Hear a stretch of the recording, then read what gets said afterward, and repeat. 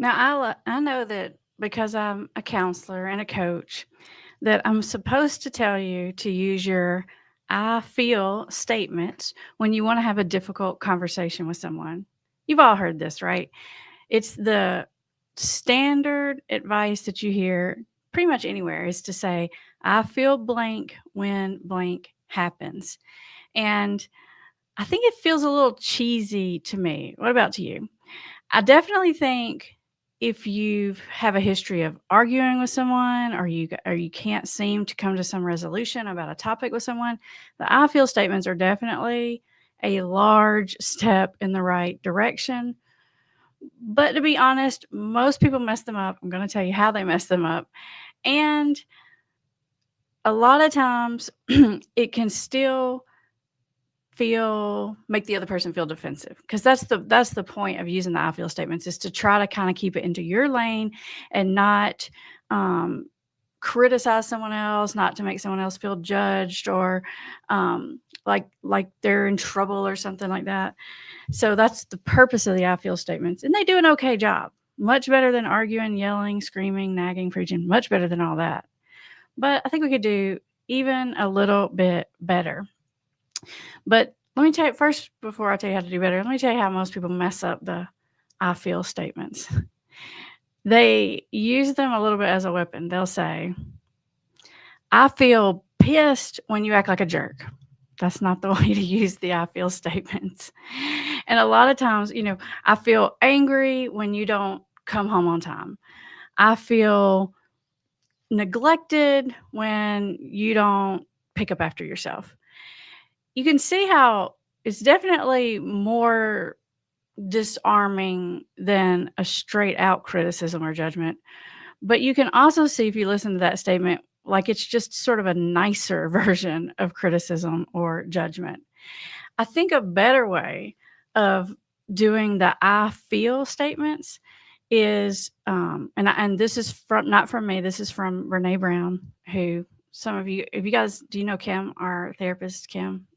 She is the biggest Brene Brown fan. We say she's like a stalker. She loves her. So this is from her, but she uses the statement that says, the story I'm telling myself.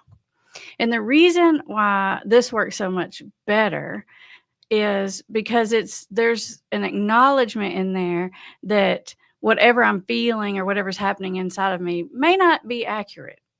And so it leaves some openness for the other person to have a thought or feeling to come into play. So take a listen to this. The difference in I feel angry when you're not home from work on time.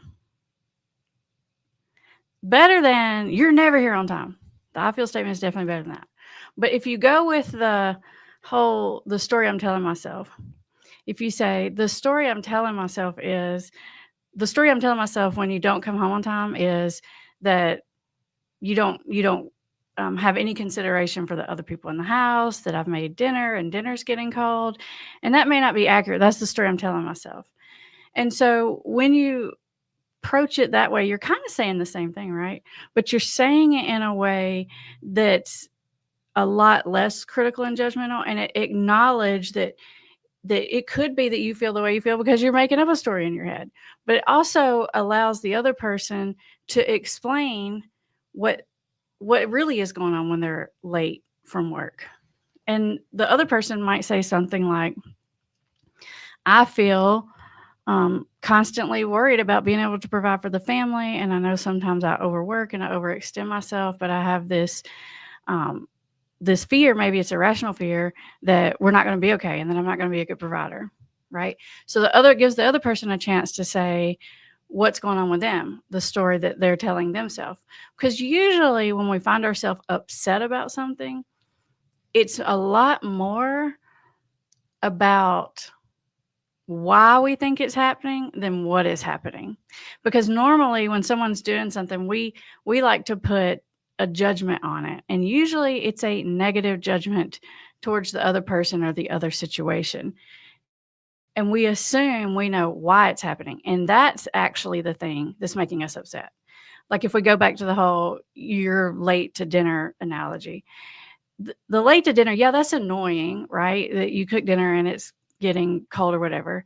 But the thing that's making you mad is telling yourself that the other person doesn't care how you feel. They don't care how much effort you put into it. You've had this conversation with them 10 times. They keep doing it anyway. And it's because they're selfish or they're self absorbed or they're inconsiderate. That's the thought that's actually making you feel upset. And so when you can put your finger on it and you can verbalize the story I'm telling myself. The other reason why I like the story I'm telling myself is it forces you to have to think about why you're feeling the way you're feeling. So already it's getting you into your frontal lobe, it's getting you into your thinking mind, which is de-escalating your emotions, which is another reason why it works so much better. Because when you're trying to have a tough conversation with someone and your emotions are high, they're going to emotionally react to your emotions because they're going to feel what you feel. And so if you're angry and you're feeling very angry inside and you're having a conversation with someone about something you're angry about, they're going to feel that, and in their biology, in their brain and in their body, they're going to move into fight or flight response. And so they're going to immediately move into being defensive, even if they're trying not to be. Their physiology is going to start to react to your physiology. So just by being able to bring yourself into the story I'm telling myself statements, it will bring your fight or flight response down, which will help to not trigger their fight or flight response. Because there's a lot that goes into why these conversations go so badly in the first place. And let me give you some other tips. Some of these are things to do, and some of these are things not to do. And I've got a story I'm going to tell you. It's actually something that one of our viewers wrote in where communication went really well. And so I think you might like that. All right. So you guys have heard me talk about the accusations audit before. That's a skill that we teach inside of our invisible intervention. And basically, when you do accusations audit, you say what you think the other person is going to negatively think against you. Like, for example, I know I can be helicoptery. I know I can be overly controlling. I know I can get over anxious sometimes. I know I worry too much sometimes. If you start with that, because you know that they're already going to be thinking it, then it removes that from their mind. And then they don't have to get stuck on the thought about why they're so upset with you, or why they can't hear you, why they can't hear what you're trying to say. Because usually when you're talking to someone about something, they can't hear you because they're thinking to themselves, oh my gosh, he always does this, always says that. He just has to be in control. Everything has to be his way. And they're having this whole conversation. That's the story that's happening in their head about you. And they can't even hear what you're trying to say because that's all they're thinking. They might be pleasant. Some people are more pleasant about it than others, but it's definitely a story that's happening in their head. And so when you start with that and you acknowledge that, it takes that roadblock out of the way. But I want to add another layer to the accusations audit today. Another thing you can do with the accusations audit is not just sort of the accusation against yourself, like identify maybe your character defect or your flaw, but maybe just even acknowledge the difficulty of the conversation. Just say it right up front. Hey, I know you hate talking about this, or I know that this is a difficult subject for you. I know that we usually get stuck when this happens. I know that this conversation has went bad in the past. If you can just acknowledge up front the difficulty of the topic, that will help. If you can just acknowledge up front the difficulty that the other person is going to be feeling or having, and that's called an empathetic statement. So it's about acknowledging the emotions up front before you get into having the logical conversation, because acknowledging the emotions somehow de-escalates the emotions. It brings the intensity down a bunch of notches and allows you to have a more productive conversation. So you can accusations audit for your character defects. You can audit for that you're about to say something that's going to stress someone out. You're about to say something that they're not going to like, that there's a difficulty coming. Just say it up front, because it allows the person to sort of get ready for it. Or you can do it with the empathy statement. The other thing that I think people mess up so often when they're trying to have difficult conversations is that they ignore the other person's body language and tone and words, but definitely body language and tone.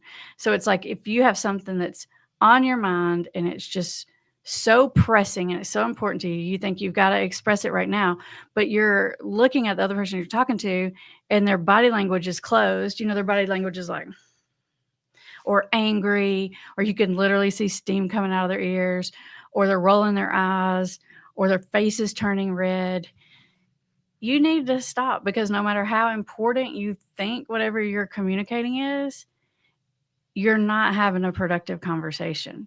And I know you want to have the conversation right now, but when someone else isn't in the emotional state to hear you, you're just going to get more frustrated, because probably half the reason you're frustrated is because you feel unheard or not listened to. And I can promise you, when someone is in a really emotionally charged state, they're not going to hear you better. If they hear you at all, they're going to be hearing you through a filter that's going to be, what they're going to be hearing isn't going to be what you're saying. And so if someone is giving you the body language and the tone and the words that is telling you that they're too emotionally charged, you have to walk away from the conversation. Even if it's your kid and you're the parent, even if it's your spouse, if it's your brother, your sister, your best friend, your coworker, you have to be considerate of the emotional state of the other person. That's pretty much what all these are about. If you boil it down, it's about having consideration for the emotional state of the other person. And when you feel that happening, what you can do, if you sense that they're getting really escalated about something, then you can say, hey, it looks like this is getting stressful for you. Should we put this conversation off till later? Or is there something happening that's stressing you out? Just allow the person some room to either take a walk, take some distance, come back to the conversation, or say what they're feeling. Because what they may be saying is, I just feel like you're being critical of me. And then that might make you defensive, but you're not going to do that, because you're going to be more emotionally in control of yourself. And then you're going to have another chance to explain yourself. And so be considerate of the emotional state of the other person. If you feel this urgency, a lot of people feel an urgency to talk about a feeling or a problem right in the moment, because there's some relief after you get something off your chest. And so it's like, some people feel this, like, I have to get it off my chest right now. That's a bad plan. It's usually better to wait and give yourself time to do your whole, like, the story you're telling yourself routine. Write it down, journal it, talk with someone else about it, process your feelings before you have the conversation. And if it starts to escalate, you're going to have to move away from the conversation, no matter how urgent or badly you feel like the conversation needs to happen right now. And then another thing is the whole idea of expressing your feelings. Everyone says, and this is a counselor thing, if you got to express your feelings, if you hold them inside, it's going to be bad. And that's true. If you're constantly cramming down and shoving down your emotions, they're going to come out in some way. That's not going to be good. So there's a lot of truth in that. But being able to express your feelings effectively or productively is a whole nother story, especially if the feeling that you're expressing is a negative emotion, like anger, resentment, disappointment. If you're expressing something like that and you're feeling it very intensely while you're expressing it, the other person is going to feel that same thing that you're feeling, and that's not going to help you to de-escalate, because it's just that biology, that physiology trying to regulate. There's a word, it's called co-regulation, and it's how human beings co-regulate with each other, in good ways and in bad ways. In the good ways is that when we can communicate productively and we're upset, sometimes just having someone near us who can be calm, who can just listen to us, helps us to regulate our own emotions. Their physiology, the nearness of them, the calmness of them, brings us back down to co-regulate in a good way. But co-regulation happens in a bad way too. And so if you're expressing an emotion that you know is going to be difficult for the other person to hear, try to have processed that emotion a little bit before you get into the conversation, because if you're feeling it and you're expressing the fact that you're angry in a very angry way, it's not going to go well. And even if the other person wants to be a good listener, even if the other person's trying super hard not to be defensive, it's really hard to regulate yourself once your own buttons have been pushed. Now your physiology is all messed up, and you're feeling angry, you're feeling disappointed, you're feeling resentful, you're feeling not heard. And when you've had this conversation with someone over and over and over, probably what's happening is each of you are feeling not heard. And I know I've talked about this at least once before, but another really important thing to do is to differentiate feeling like someone's not hearing you and understanding that someone doesn't agree with you, because it's two different things. We kind of have this subconscious thought, like if they would just listen to me and understand me, they would agree with me, because it's the only logical conclusion. And we don't, sometimes we may not be conscious of that thought, but there's like this subconscious thought, I just am not saying it the right way, I'm just not getting it out. But sometimes someone just doesn't agree with our perspective on something, and that doesn't mean that we need to say it 5,000 more times, and it definitely doesn't mean that we need to say it louder or more aggressively, or even passive aggressively. So ask yourself, is the person not hearing me? If it's so they're not hearing me, then use some of these communication strategies we just talked about. They'll be able to hear you better. But if they just disagree with you, that's a whole nother situation. And so at that point, you're going to have to decide, should we just leave this conversation alone? Should we agree to disagree? Should we go to our family counselor and get some mediation on this? But you also have to accept that sometimes someone just doesn't agree with you, and that's okay. You're not going to be on the same page about everything all the time. And I feel like we can get in our head and think, if they don't agree with me, we feel totally invalidated, we feel totally unheard, we feel resentful. But it's okay if someone disagrees with you on a topic, and you're being able to be okay with that is going to help you regulate yourself a lot better. All right, I'm looking over here. If you see me looking, it's because I'm looking at my notes over here. The next little tip I want to tell you is, instead of expressing your feelings, sometimes it's better to just ask for what you want. I see this happen in like romantic relationships all the time, where someone wants to feel reassured about a situation. Someone wants to feel connected to, someone wants to feel like a closeness, but the way they go about communicating that to the other person is to criticize that other person. To say things like, you never listen to me, you're never emotionally available to me, you're always distant, you never care how I think or how I feel. What you want when you're saying something like that is you want a closeness, right? But what you're doing is pushing someone further away. So sometimes it's just as easy as just asking for what you want. Hey, could we spend some time together? Hey, could I have a hug? Hey, could you tell me a joke and cheer me up? I had a really rough day. Most people respond to that a lot better than jumping into the criticism. And not only do we criticize the other person, we telling them how they're doing it wrong. That's not going to make them do it right. Is we a lot of times on top of that, we'll throw in these big all or nothing words. You always, you never. And not only are we being critical, but we're being inaccurate, because rarely are things always or never, right? So we're throwing these things at people, and we want them to be more connected to us. If you stop and you step back and you think about it, it doesn't make any sense, right? It's like, think about what would bring this person closer to me. And a lot of times it's literally just as simple as asking them, and being okay with sometimes if they're not going to be able to give you what you want. And there may be a million reasons for that.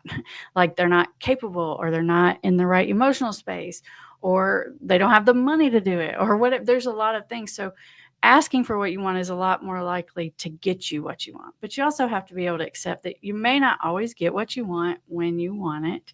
Being able to accept no, being able to accept disappointment, being able to accept waiting. It's a maturity thing. It's an emotional maturity situation. But try that. Especially if what you want is more closeness, more consideration. Don't say, I want more consideration. Say specifically what you want, right? Like, it would be great if we could have dinner together twice a week. It would be great if we could spend 5 minutes a week, talking about what's really going on with us. Whatever that is, just ask for it like concretely instead of saying it in such a way that's going to make the other person feel criticized. All right. I told you I was going to share with you this story that got shared with me the other day. And I thought this person that was sharing it with me was talking to me, and they were sharing it with me verbally. And I was like, man, that is so good. Will you write it down? Because I thought it was just the most excellent example of staying out of the bag I roll in a really tough situation. Sometimes it's easier than others to stay out of the bag I roll.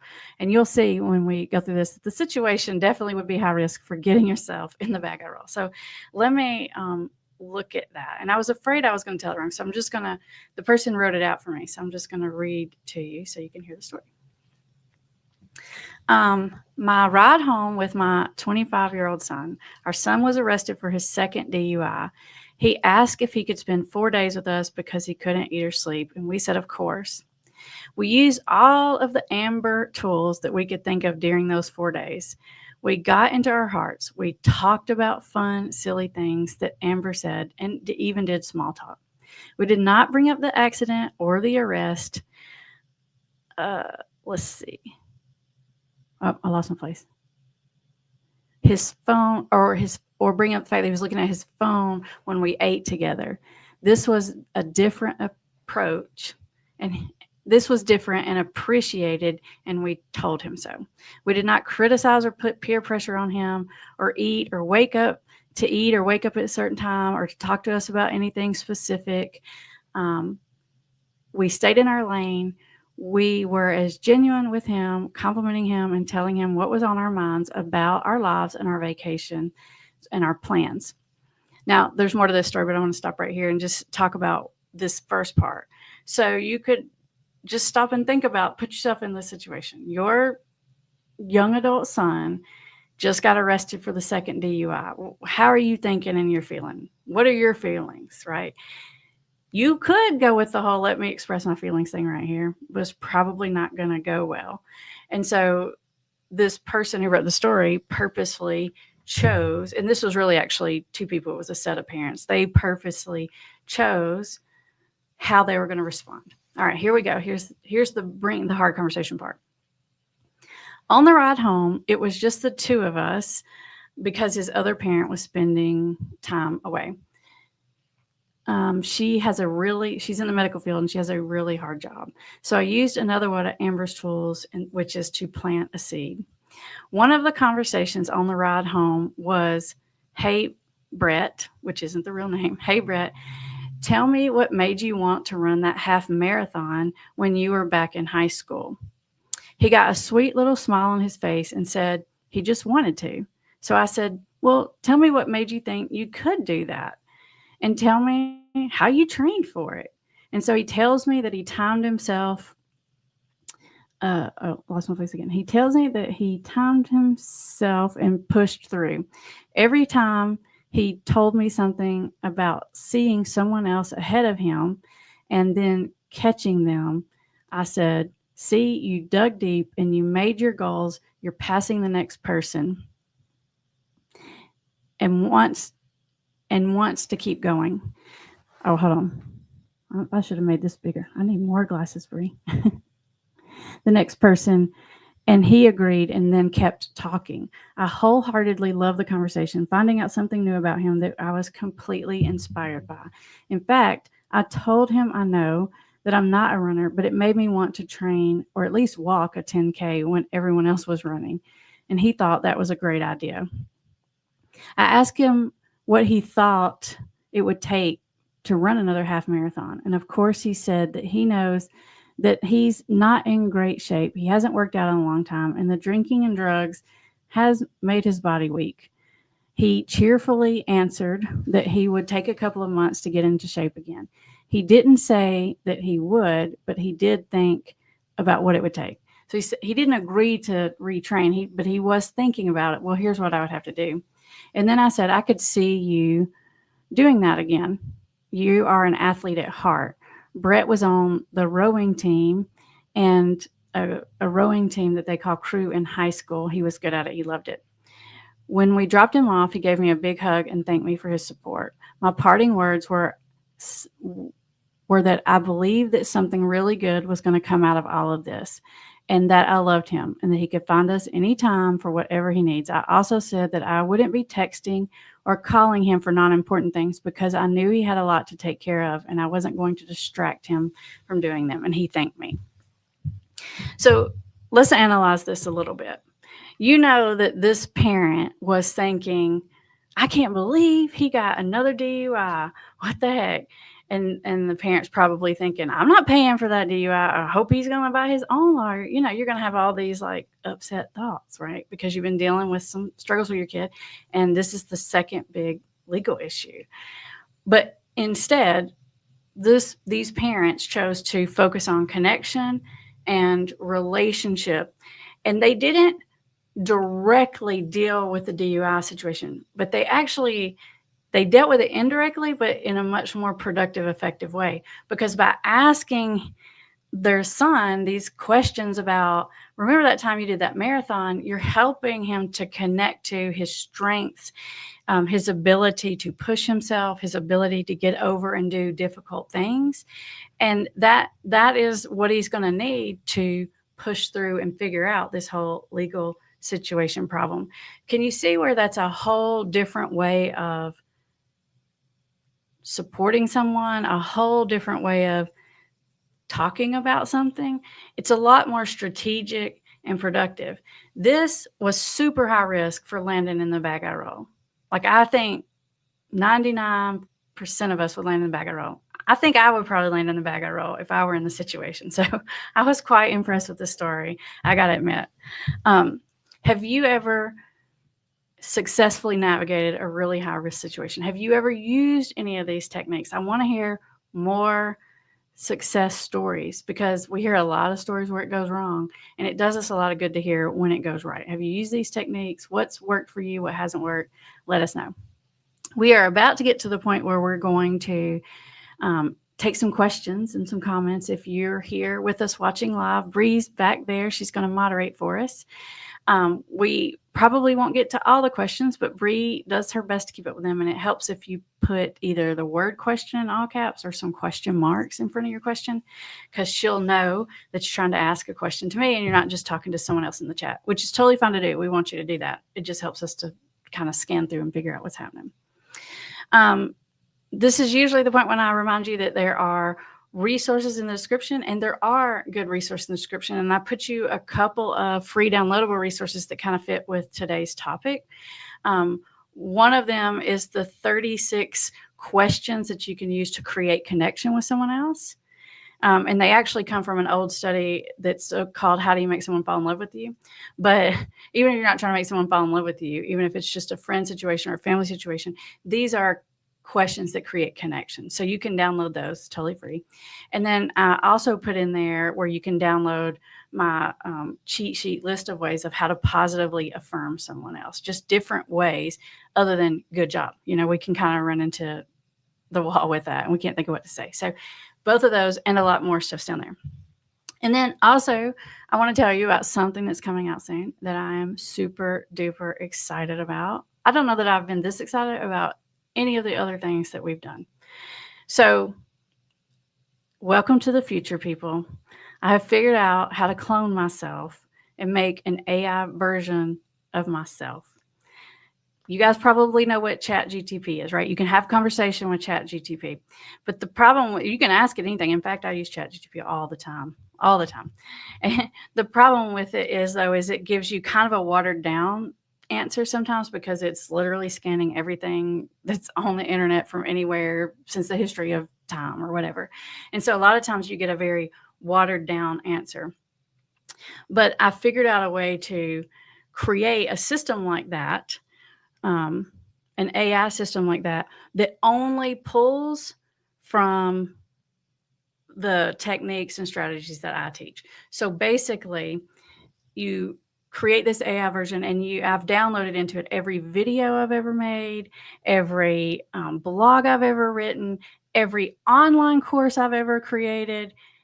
If I know it, I've talked about it. If I've written it down, if it is somewhere, it is now loaded into the Amber AI version, and it's not available yet. I'm going to show you a sneak peek of it, but it's going to be available soon. And which is going to allow you to ask questions and have entire conversations with Amber AI 24/7, anytime, from anywhere, as much as you want to.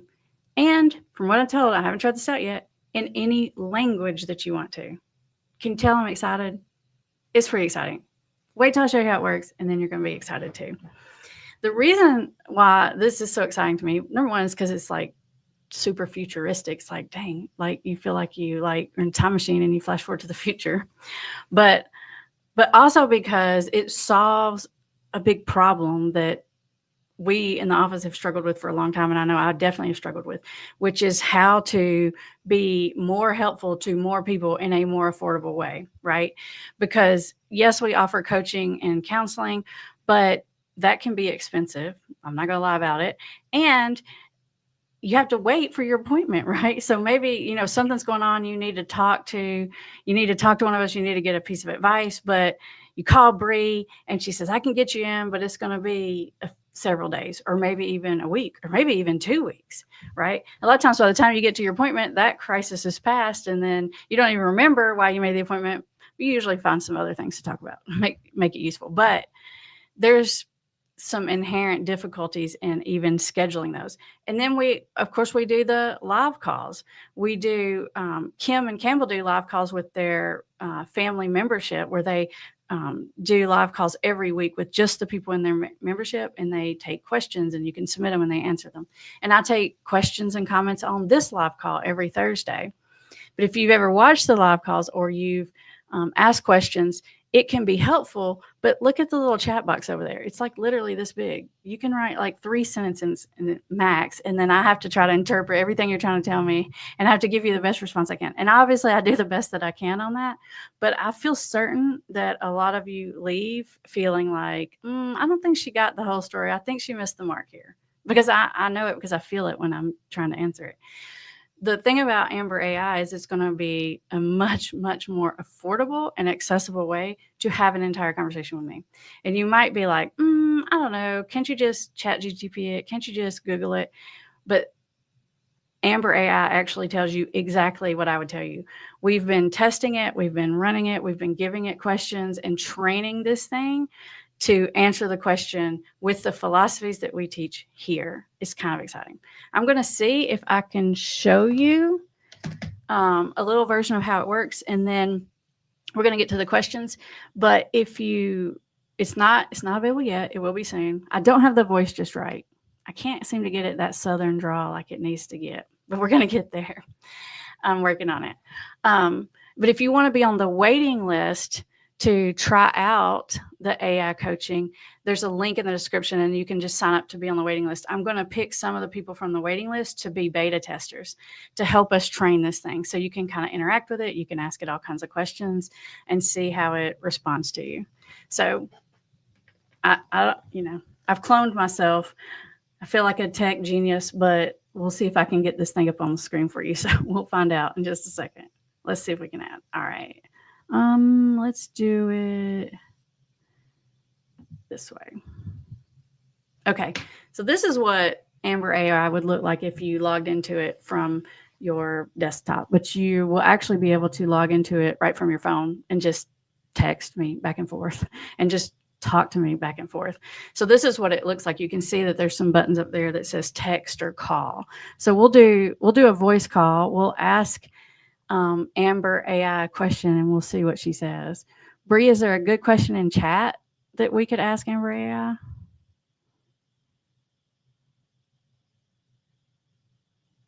Bree's looking. We'll give her a second. Find us a good one. We'll ask Amber AI. And that way, the question is totally random, and we'll see what she says. All right, here it is. All right, we're going to do this one voice. I'm telling you the voice isn't right. I'm still working on it. If we have any audio engineer people out there, send me a message. Help me out. Here we go. Here's the voice call.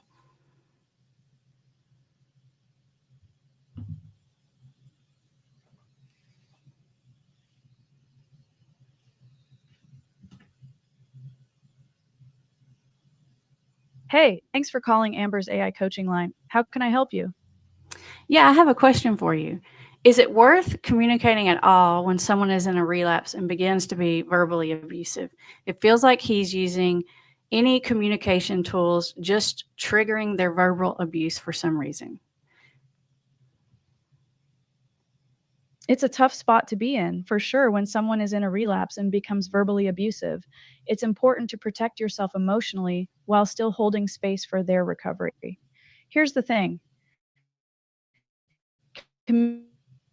Communication is always worth it, but how you communicate matters a lot.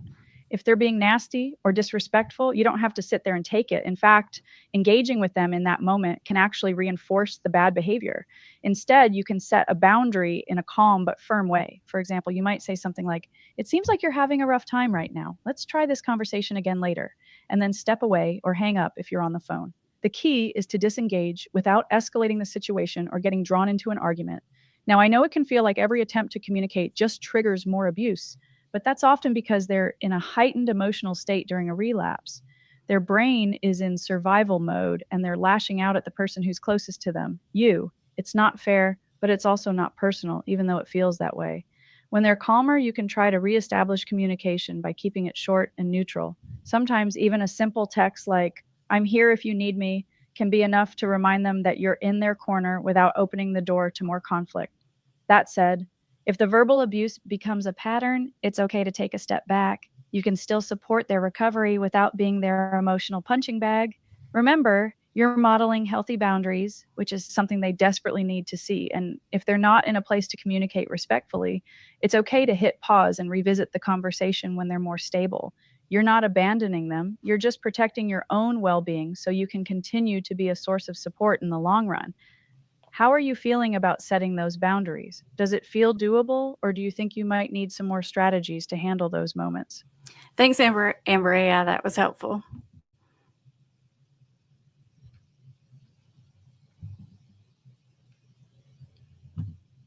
That was a long answer, Bree. Didn't you think? I thought Amber talked a long time, but I felt like she answered the question the way I would answer the question. What do you guys think? It's pretty cool because you could continue that conversation. You could say, well, what about this? Well, what about that? You can kind of go back and forth, back and forth. You can give more backstory than just the few little sentences we gave it. And the more you give it and the more conversation you have with it, the more on target of an answer you're going to get. And it's pretty cool because if you were to call it back tomorrow or something, it's going to remember the conversation you already had. So it remembers the backstory and you can pick up right where you left off. So Amber AI pretty much knows everything that I know about addiction recovery, everything I've ever taught, said, wrote. Amber AI knows it. And she has a better memory than me. You can do things like you can chat like text or call, and you can say, "Hey, I saw this video that you made a long time ago and I want to watch it again, or I want to send it to my son and I can't think of what it's called, and it's about this and this and this." And she'll tell you what it's called. She'll tell you what the title is so you can get right to it. So she remembers better than I remember, and she gives you a long, more thorough answer than I could ever give you on a live call. So anyways, I'm super excited about it. If you want to try it out and you want to be a beta tester for the AI coaching, then click the link in the description and just put yourself on the wait list. We're going to pick some people. And if we get Amber AI worked out, and once we get the kinks worked out, then we will probably have a Campbell and a Kim AI. That'll be cool too, right? Kind of excited. It feels super futuristic. All right, Bree, let's take some real life Amber questions. Are there any limitations on this approach? For my personal situation, I feel like it's inviting the person I'm thinking of to respond with blame or denial. Is there more to that question? I'm confused, Bree.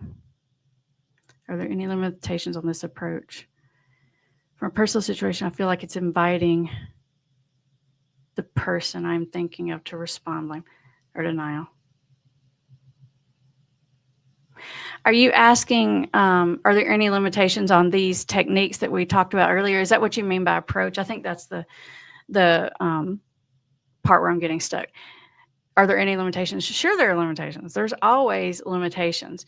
But these techniques that I'm talking to you about today are the most likely to get you the best results. But even if you're trying all these things, you're using all these skills, and again, you see that it's not going well and things are getting tense, you need to walk away from the conversation. Another limitation would be don't try to have a serious conversation with someone when they're intoxicated. That never goes well, and they may not even remember it, even if it did go well. So just don't do it at that time. I think there are limitations to any communication technique, but these, if you do it this way, you'll have the best chances of having some kind of productive conversation. Let's see. What is the best response when you're having a discussion with someone and they try to shift the topic so they can blame you for something at some other point in time? This is a great question because it happens all the time. It's a manipulation technique. It's a redirection. And sometimes people realize they're doing it, like they're purposefully just redirecting you. But sometimes people aren't even quite aware that they're doing it. They're just upset because they feel like you're upset with them, and they're just thinking of all the things they're upset with you about, and they're just bringing it up. They're not purposely trying to manipulate, but they do it. And it's a redirection. The best way to respond to that is to say something along the lines of, hey, you're right. That is an issue. Or you can say, you're right, I did do that and that wasn't great. And we need to talk about that. And I'm willing to listen to you on that. But right now, let's finish this discussion. So you just want to acknowledge that they have a point, but you want to say, we're going to come back to that, and you're going to bring it back to the original conversation. Because most of the time it is just a distraction technique to get you off on something else. I have a whole video on this tactic. It's called Darvo. And you can take a look at that, and it talks about this whole process step by step of how this whole thing happens and what's going on there. Christina says, what I want to say to him is, I want to have a nice conversation with you at night before bed. He will get really happy, but he will be drunk when we talk. Then I get sad. Do it anyway.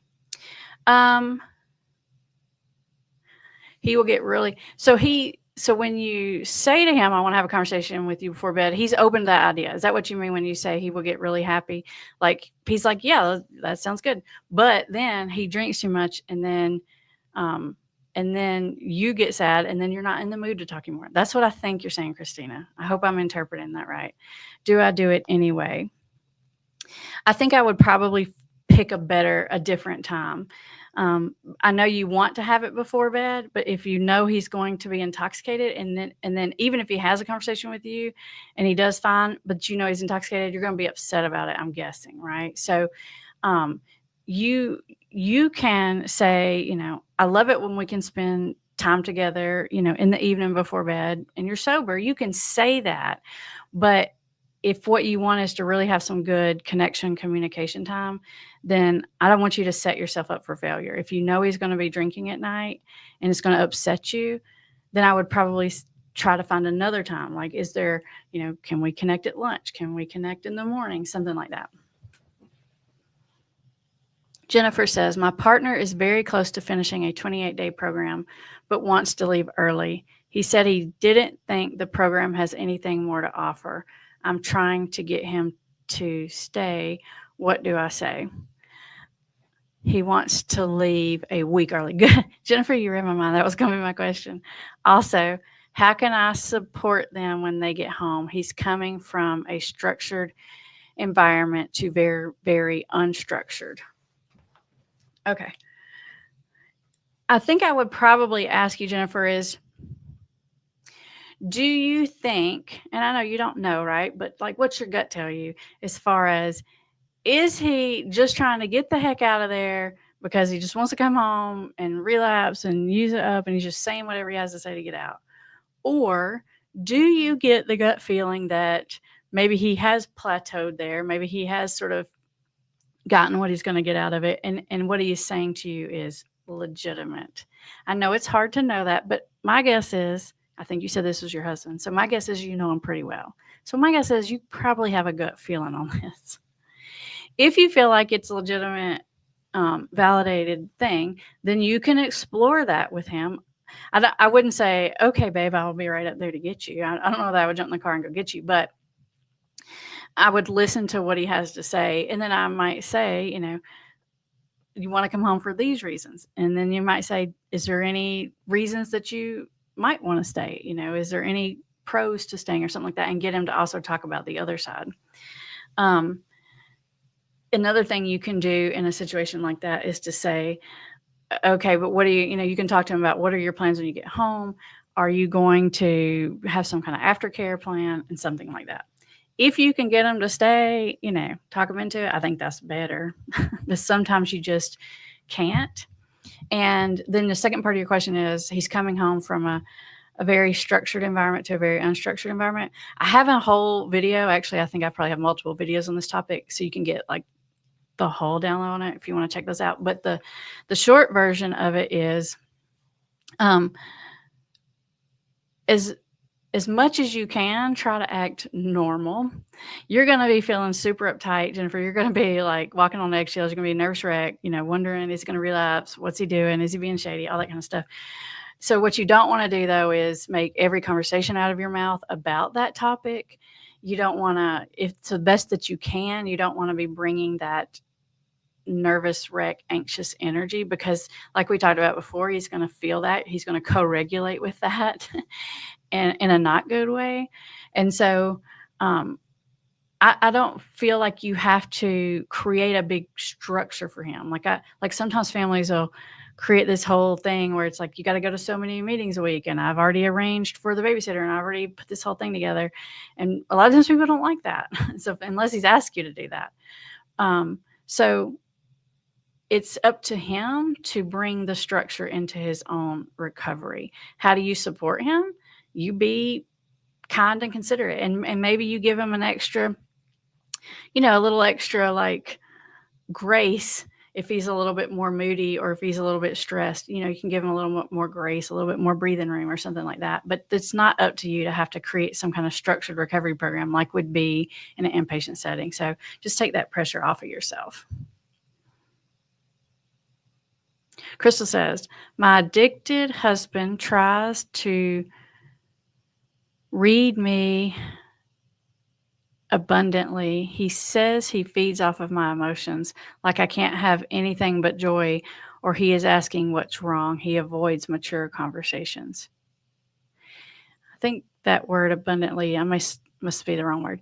He can't think or speak on anything, nothing negative, that keeps his mind in a happy place and avoids accountability for things that needs to be discussed, even if approached lovingly. How do we get through? He may have like a personality type that likes to compartmentalize a lot and tries to avoid any kind of negative emotion. That's what it sounds like.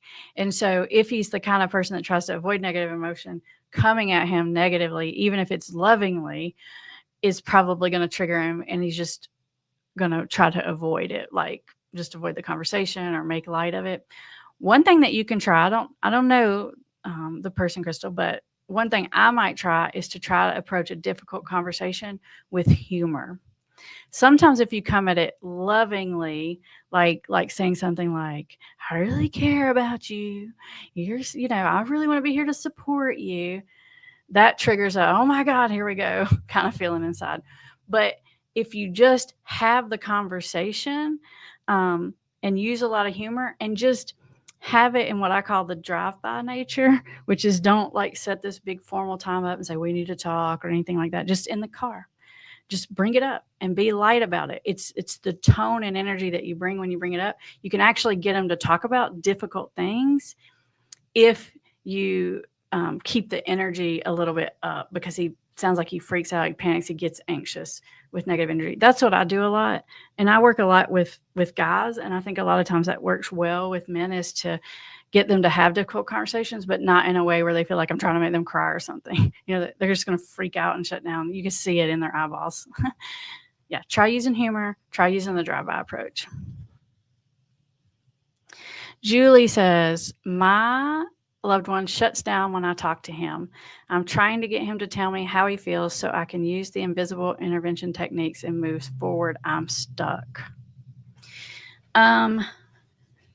If you sometimes people, especially if it's a guy, if you say, how do you feel, it immediately sends up that like defense mechanism, like we were talking about with the person just before, Julie. Ask them what they think about. Say, what do you think about X, Y, or Z? And a lot of people are just more comfortable, especially guys, telling you what they think about things. It's just easier to explain than how they feel about things. If they're not the kind of person that verbalizes emotions easily, ask them what they think. And when they tell you what they think, you're going to be able to interpret how they feel by what they're thinking. So try that and see if that helps, Julie. All right, I think we are out of time. You guys ask great questions. I hope you're excited about Amber AI like I am. Don't forget about the other resources in the description. And I will see you guys next Thursday. We're live every Thursday at 1. Bye, everybody.